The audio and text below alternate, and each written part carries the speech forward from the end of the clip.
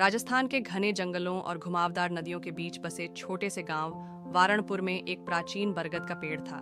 गांव वालों का मानना था कि वह पेड़ श्रापित था।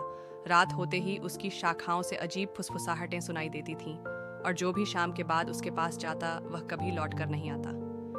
एक दिन दिल्ली से आया युवा पत्रकार अर्जुन इस रहस्य को सुलझाने के लिए गांव पहुंचा।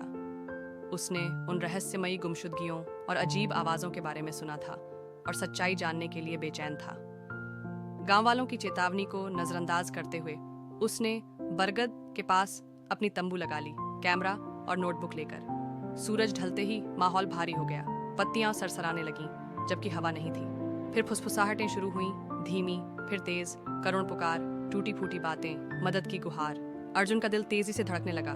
उसने अपना रिकॉर्डर चालू किया और पेड़ की जड़ों के पास बढ़ा।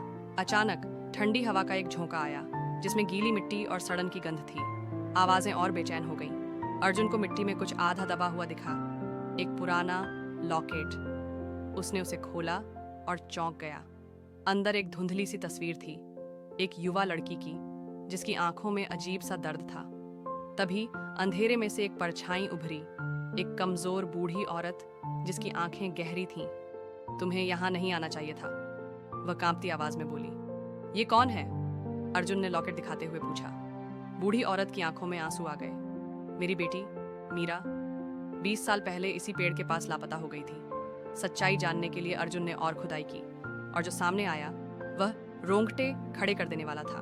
बरगद की जड़ों के नीचे एक गुप्त तहखाना था जहां गांव के कई लापता लोगों के कंकाल दफन थे। गांव के मुखिया ने अपने अवैध जमीनी सौदों को छुपाने के लिए इन हत्याओं को अंजाम दिया था। जो फुसफुसाहटें सुनाई देती थीं वे भूतों की नहीं बल्कि उन निर्दोष आत्माओं की गूंज थीं जो न्याय की आस में भटक रही थीं। उस रात जब सच सबके सामने आया तो फुसफुसाहटें बंद हो गईं। गांव का मुखिया गिरफ्तार हुआ और उन खोई आत्माओं को आखिरकार शांति मिली।